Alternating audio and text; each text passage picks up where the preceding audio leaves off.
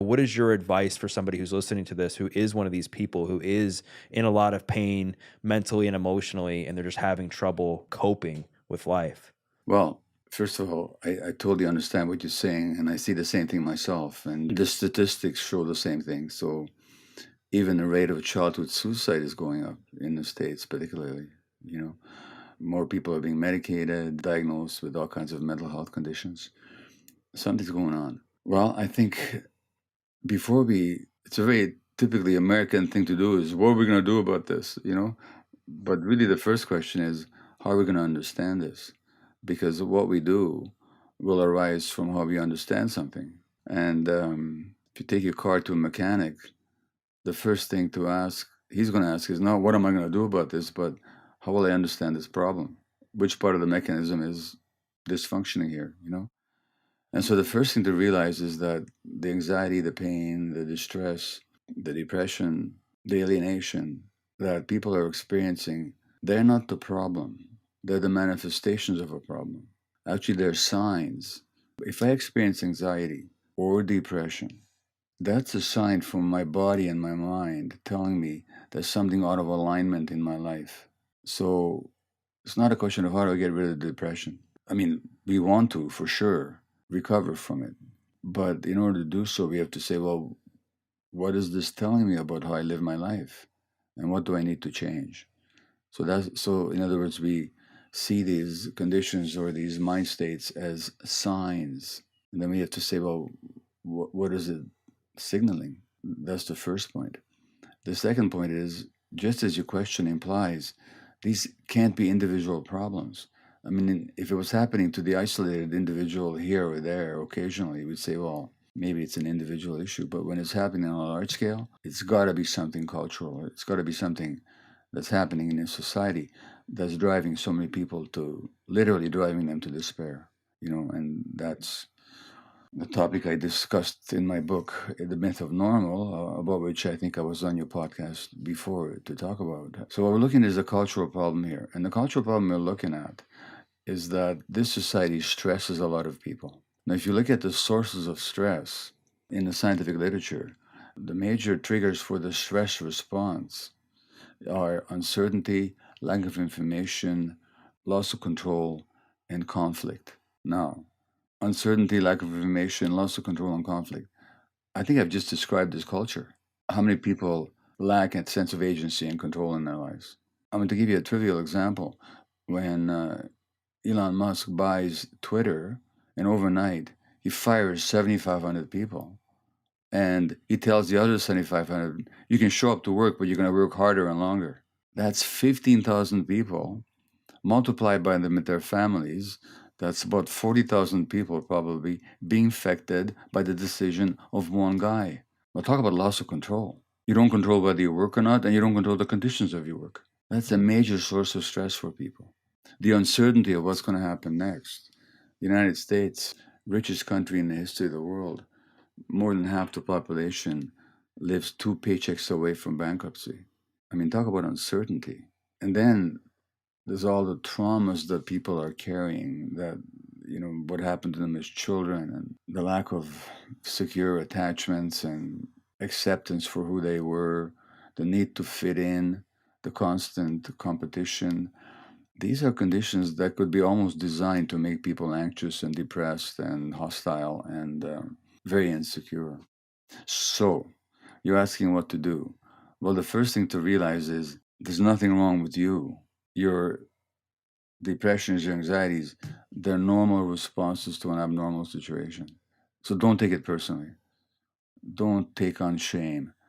Don't think there's something wrong with you. And then, secondly, given that so much of it has to do with loss of control and uncertainty, look at your life and see where in your life does uncertainty and lack of information and loss of control show up.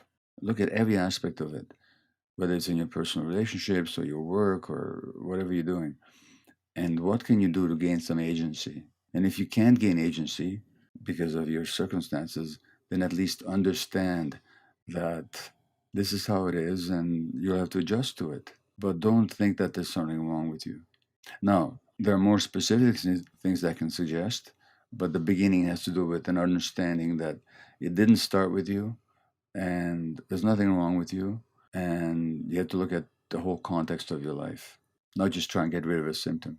Thanks for explaining it in the way that you did, because that makes so much sense. And you're right. Like a lot of times, people are just struggling from something in their past, or they're just struggling from things that they can't control as a result of what's going on around them. And I think sometimes we need to be able to be like proactive and kind of play chess, if you will, so that we can kind of do our best to stay one step ahead. And, regarding the fact that in a way, like the world is kind of set up for us to become more disconnected, for us to become addicted, for us to become stressed, how can somebody begin to take some sort of control over their lives on a day-to-day basis so that they can make the most of this? Because it's not like, we're going to be able to change the world overnight.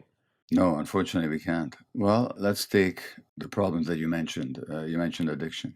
Okay. So if you do have an addiction, rather than seeing it, whether it's to sex or gambling or pornography or to substances or to alcohol or whatever, or shopping or eating, or first of all, ask yourself, not what's wrong with the addiction. And I don't know whether we talked about this last time or not, but ask yourself, not what's wrong with the addiction, what's right about it? What's it doing for me? And most people will say, it soothes me, or it numbs me, or it gives me stress relief, or it gives me a sense of control. In other words, recognize that addiction is not your primary problem. It's your attempt to solve a problem, the problem of emotional pain, of emotional loss, of stress, and so on.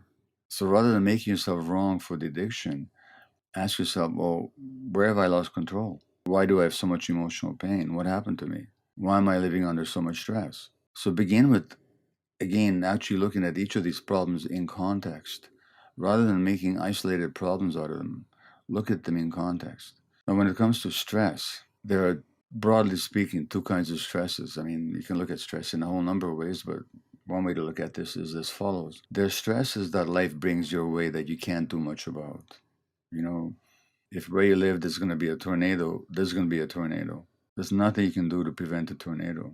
You could, in the long term, move to some part of the world where there are no tornadoes or less chance, but most people don't have that kind of options. So some things we can't do much about. At least in the immediate sense, you can't control inflation. I mean, the government could, and those that have the economic power could, but they have no interest in doing so. That's a whole other story. But you can't. So there's some stresses there's not much you can do about, although you could become politically active and see if you can affect the system. That's a whole other question.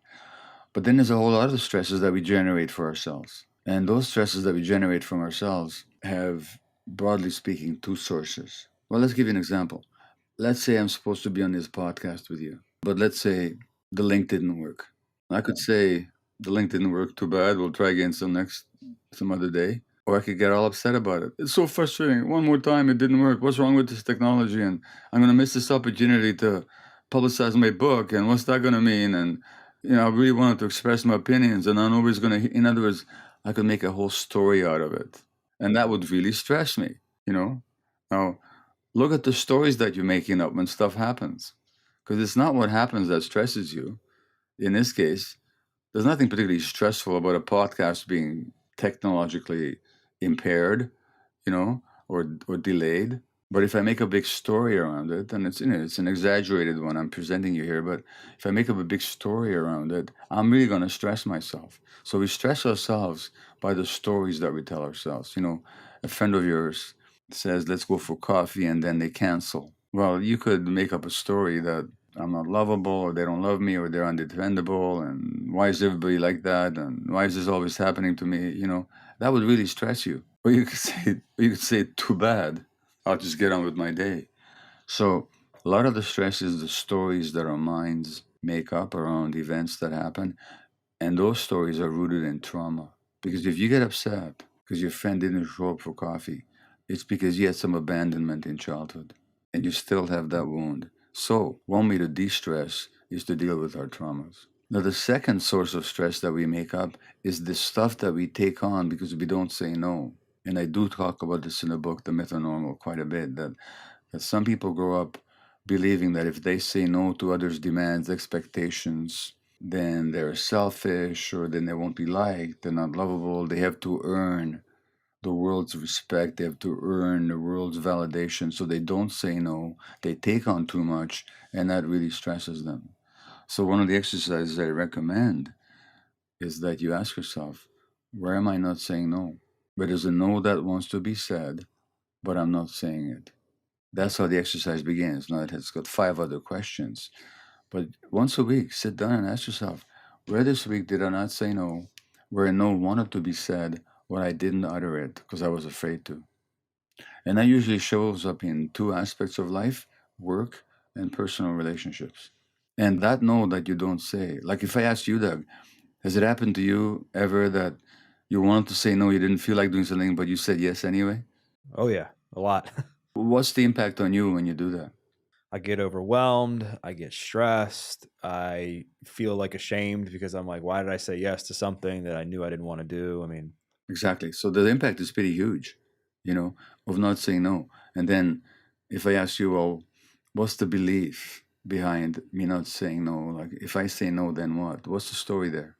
the story is, are they going to be mad at me, or, why aren't I capable of fitting more into my schedule? It's all like a lack of self-worth. Exactly. Which goes back to childhood. Okay. So, over the things that we can control, the stories that we tell ourselves, and where we don't say no, those are big. If we learn how to deal with them, those would be huge mitigators of the stress that we live under. And again, some stresses, oh my gosh, there was an article in the New York Times just this last weekend about what happens to black mothers and children around birth. And they do a lot worse. Rich black women do worse than poor white women. They're more likely to die. Their babies are more likely to die. And they didn't cause that. That's the stress of racism. And not just around birth itself, but lifelong, because lifelong racism affects the physiology of the body. Now, those are stresses that nobody caused for themselves. If they get enough support and heal, they could possibly resist the effects of that kind of stress. But the stress is coming from a society that is fundamentally still suffused with racism. Well, that you didn't cause. If you're a black person, you didn't cause the racism. If you're a white person, you didn't cause the racism either. You inherited it. It's part of the culture. So some stresses are social ones, and we have to deal with them on a social level. But on a personal level, like now, I know that you have an interest in men's health, for example. So men, the belief that I have to be strong and invulnerable, and I must never talk about my feelings. And before this interview began, you and I mentioned the rising and gender unequal rate of suicide. So men are more likely to commit suicide. Men are also more likely to commit violence against women. So there's something about the way this culture programs men that encourages aggression, either against the self or against other people. That's not the fault of individual men, nor is it an issue of biological gender. There's no genes for suicide. Why would there be? You know, nor is there a gene for violence against women. Why would there be? But if people become depressed, and for example, in the United States, 2 economists wrote a book about what they call deaths of despair. One of them was a Nobel Prize winning economist. And what's happened is that in the industrial heartland of the United States, where industrial jobs evaporated over a couple of decades, they were exported basically to countries where there's cheaper labor. So that the well-paying, reasonably well-paying unionized jobs and job security and sense of purpose and meaning and belonging of men all of a sudden was taken away from them. That wasn't their fault. But belonging and contributing and having a sense of meaning and purpose are essential human needs. So when all of a sudden that's taken away from men, and now they can't provide for their families the way they used to be able to, their sense of own value diminishes. Now they're more likely to become addicted and try and soothe their pain through substances. So you have this high rate of overdose deaths. In the United States last year, over 100,000 people overdosed. Almost twice as many people overdosed in the States as Americans who died in the Vietnam, Iraq, and Afghan wars put together in 1 year. Now, there's a reason for that. The reason isn't an individual one, it's a social one. It's a society that takes away a sense of meaning, purpose, and belonging from people, which leaves them in despair. Now they're going to escape into addictions or kill themselves. And these have been called deaths of despair.